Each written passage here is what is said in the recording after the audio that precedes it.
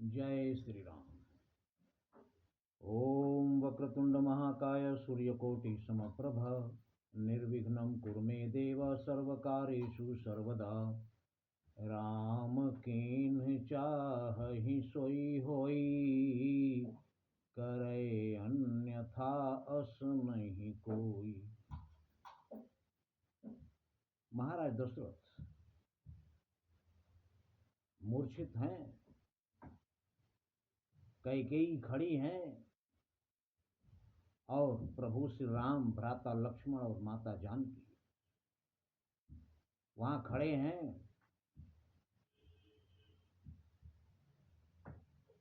लोग बिकल मूर्छित नर नाहु, काह करिय कछु सूझ न काहू। अयोध्या में खबर हो गई है, सब लोग परेशान हैं। लोग महल में पहुंच गए हैं, वहां पर भीड़ लगी हुई है, सब लोग बाहर शोर कर रहे हैं, महाराज के लिए परेशान हैं। और अंदर महाराज मूर्छित पड़े। लोग बिकल मूर्छित नर नाहु, लोग परेशान हैं और महाराज दशरथ बेहोश पड़े हुए हैं। काह करिय कछु सूझ न काहू, क्या करें, किसी को कुछ भी सूझ नहीं रहा है। सब अपनी अपनी जगह खड़े हैं, क्या करें।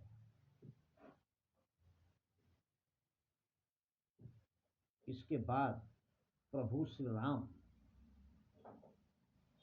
देख रहे हैं कि स्थिति संभालने लायक नहीं है।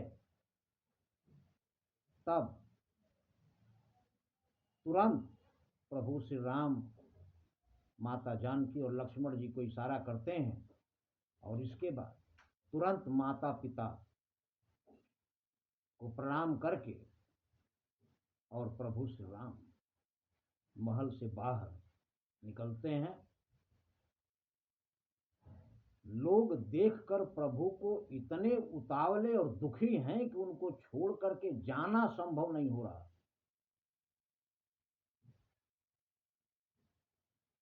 प्रभु ये देखकर बहुत परेशान हैं, किंतु क्या किया जाए, जाना ही है। जब प्रभु बाहर निकल गए हैं, उस समय सुमंत महाराज दशरथ के पास पहुंचे हैं और सुमंत जी से महाराज दशरथ जैसे ही मूर्छा टूटती है, सुमंत जी खड़े हैं, इतने में महाराज दशरथ की मूर्छा टूटती है और उठकर बैठते हैं और पूछते हैं कि राम कहाँ है। सुमंत जी कह रहे हैं कि महाराज प्रभु श्री राम वलकल वस्त्र धारण किए हुए महल से बाहर निकल चुके हैं, वनवास में जाने के लिए। सीता और लक्ष्मण भी उनके साथ ही खड़े हैं। महाराज दशरथ कहते हैं कि सुमंत ध्यान से सुनिए, इनको अपने रथ में बिठाकर जंगल में ले जाइए, 2-4 दिन घुमा फिरा कर वापस लेकर आना, छोड़ना मत। 2-4 दिन घुमा फिरा करके वापस लेके आ जाना, जिससे इनके वन में जाने का प्रण भी पूरा हो जाएगा और हमसे दूर भी नहीं हो पाएंगे।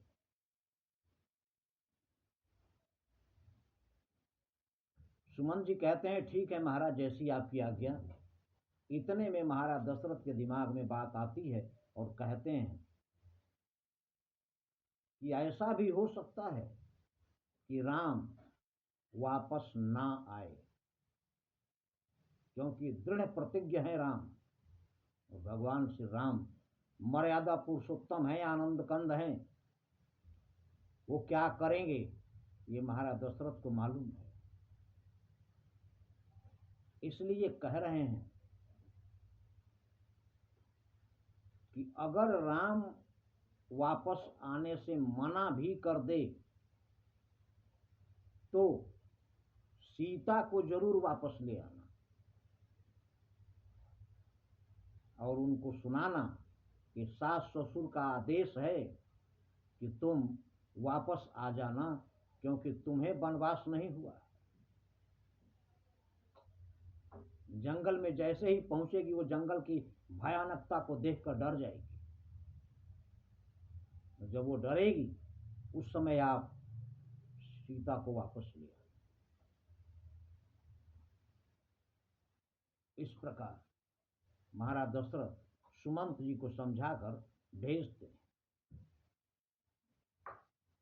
सुमंत जी जाकर बाहर रथ लेकर आते हैं। प्रभु श्री राम लक्ष्मण और सीता जी के साथ रथ में सवार हो वन की तरफ प्रस्थान करते हैं, लेकिन उससे पहले गुरु वशिष्ठ जी के दरवाजे पर जाके खड़े होते हैं और गुरु वशिष्ठ जी से हाथ जोड़कर कहते हैं कि सारे ब्राह्मण लोगों को बुलाया जाए। जितने ब्राह्मण लोग थे सबको बुलाए और सारे ब्राह्मणों को 1 वर्ष का राशन पानी जो भी है दान दिए। 1 वर्ष के लिए राशन खाने पीने का इंतजाम सारा भगवान श्री राम ने वशिष्ठ जी से कहकर करवाया। दास दासियों को गुरु वशिष्ठ जी को जिम्मेदारी सौंपी कि जितने भी हमारे महल के दास दासियां हैं सबका ख्याल रखिएगा। सारे नगरवासियों से कह रहे हैं कि ऐसा कोई काम मत कीजिएगा जिससे महाराज को कष्ट हो। आप लोग वही काम करना जिससे हमारे माता पिता हमेशा सुखी रहें, उन्हें कोई तकलीफ ना हो। इस प्रकार सबका ख्याल है भगवान श्री राम को और सबकी जिम्मेदारी गुरु वशिष्ठ जी को सौंप कर प्रभु श्री राम जंगल की तरफ प्रस्थान करते हैं। लेकिन अयोध्यावासी प्रभु श्री राम का साथ छोड़ना ही नहीं चाहते। वे उनके साथ ही चल पड़ते हैं, पीछे हटने का नाम नहीं लेते, वापस आने का नाम नहीं लेते और पूरा दिन चलते चलते शाम हो गई और तमसा नदी के किनारे विश्राम के लिए भगवान श्री राम ठहरते हैं। सारे अयोध्यावासी वहीं ठहर गए उनके साथ।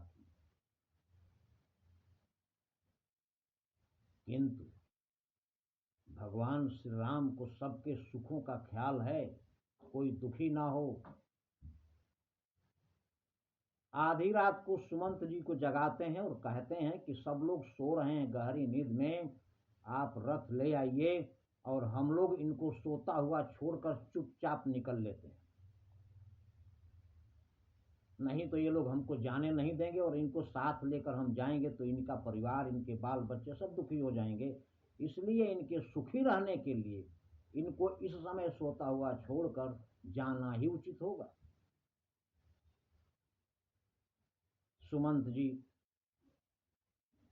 रथ लाते हैं, बोले थोड़ी दूर पर रथ तैयार कीजिए जिससे कि हम लोग यहाँ से पैदल चलकर रथ में बैठेंगे। यहाँ से चलेगा रथ तो आहट मिलेगी तो कोई जाग जाएगा। सुमंत जी थोड़ी दूर पर रथ तैयार करते हैं।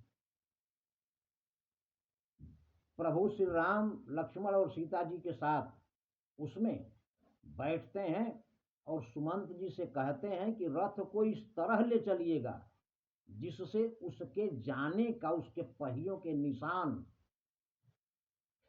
धरती पर न दिखाई दे, क्योंकि अगर उसके निशान दिखेंगे तो लोग उसी निशान का पीछा करते हुए हम तक पहुंच जाएंगे।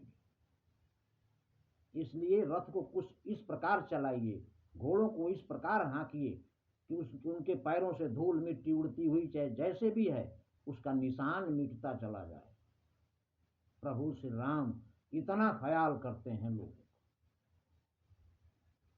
इसीलिए लोग कामना करते हैं कि राम राज्य आ जाए। जिस प्रकार राम के राज्य में लोग खुशी सुखी थे, उसी प्रकार सब लोग दोबारा खुश हो जाए। यह है राम राज्य का तरीका, किस प्रकार लोग राम जी के राज्य में रहते हैं। भगवान वहां से रथ में बैठकर निकलते हैं और श्रृंगबेरपुर पहुंचते हैं। श्रृंगबेरपुर में भगवान श्री राम पहुंचते हैं और यहां लोग जाग गए। सुबह होने पर प्रभु श्री राम को इधर उधर ढूंढते हैं, जब कहीं पता नहीं चला तो लोग अपने आप वापस अयोध्या आ गए। प्रभु श्री राम श्रृंगबेरपुर में जाते हैं और सुमंत जी से कहते हैं कि आप हमें यहीं उतार दीजिए।